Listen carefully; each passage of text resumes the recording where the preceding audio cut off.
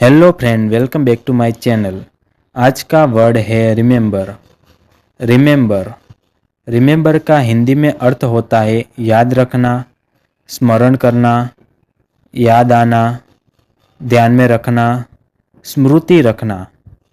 जब आप किसी बात को दिमाग में संभाल कर रखते हो या फिर से याद करते हो तो आप रिमेंबर करते हो। चलो इसे एग्जाम्पल के साथ समझते हैं। I remember your name. मुझे तुम्हारा नाम याद है। सी रिमेंबर्स हर चाइल्डहुड। उसे अपना बचपन याद है। Please remember this rule. कृपया इस नियमों को याद रखें। सो फ्रेंड, आज का वर्ड था रिमेंबर। अब आप कमेंट में लिखो आई विल रिमेंबर।